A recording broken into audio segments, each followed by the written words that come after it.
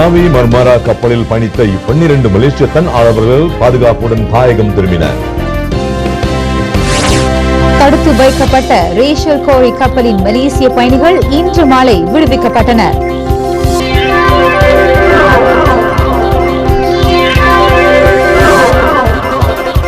நடப்பு சூழலில் எத்துறையாக இருந்தாலும் அதில் உருவாக்க திறனும் புத்தாக்க சிந்தனையும் அவசியம் இருக்க வேண்டும் என வலியுறுத்துகிறார் பரம் ப்ராப்பர்ட்டிஸின் உரிமையாளர் சுரேஷ். தொடர்ந்து வெற்றிப்படிகள் அங்கத்திற்கு செல்வோம்.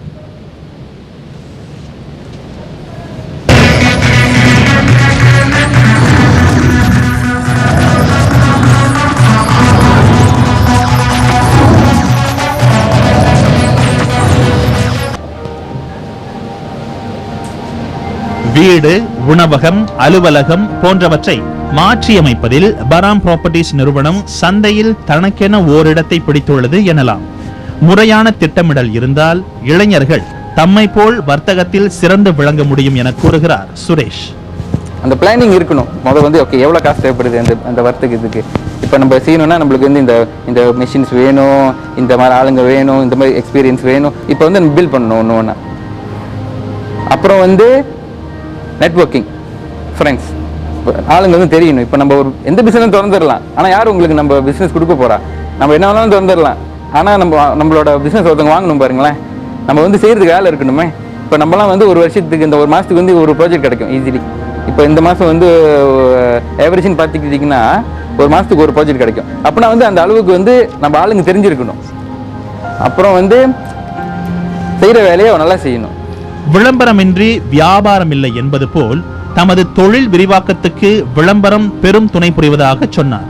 நம்ம நல்ல வேலை செய்ய தெரிஞ்சிச்சு வச்சுக்கோ, நல்ல இன்ஜினியரா இருக்கும், நல்லா கன்ஸ்ட்ரக்ஷன் பண்றோம், ஆனா யாருக்கும் நம்மளை தெரியாட்டி முடியாது. ஸோ அதுபடியா தான் ஃப்ரெண்ட்ஸ் பில்ட் பண்ணணும். அதுபடி இல்லாமல் டூஸ் மாஸ்டர் கிளப் இருக்கு, அதுலேயும் ஆக்டிவ்.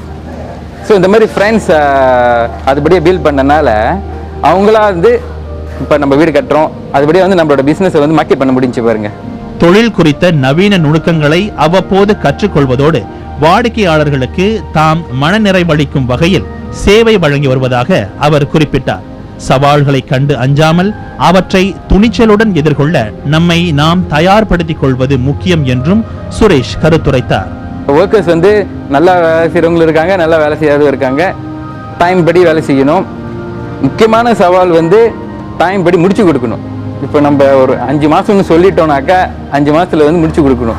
அப்பப்போ டைம் கூட போயிடும். ஏன்னாக்கா ஓனர்ஸ் ரொம்ப ஆட் பண்ணியிருப்பாங்க, அங்கேயும் இங்கேயும் ப்ளஸ் பண்ணி முடிச்சிருப்பாங்க. இல்லாட்டி கான்ட்ராக்டே மாறி இருக்கும் அந்த மாதிரி டைமில்.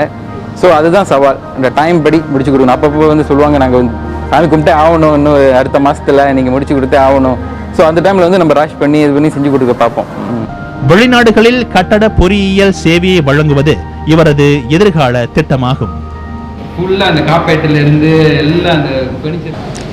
விடைபெறும் முன் இன்றைய கோளும் அதன் விளக்கமும் குறள் 796 கேட்டினும் மூன்றோர் உறுதி கிளைஞாரை நீட்டி அளப்பதோர் கோள். தீமை வந்தால் அதிலும் ஒரு நன்மை உண்டு. அத்தீமை தான் நண்பர்கள் எப்படிப்பட்டவர்கள் என்று அளந்து காட்டும் கருவி என கூறுகிறார் திருவள்ளுவர். உலக தமிழ் செம்மொழி மாநாட்டின் பாடல் காட்சி தொகுப்புடன் விடைபெறுகிறோம். வணக்கம். நான் கோகிலவாணி கிருஷ்ணன். நான் பாலகிருஷ்ணன். சலாம் சத்து மலேசியா.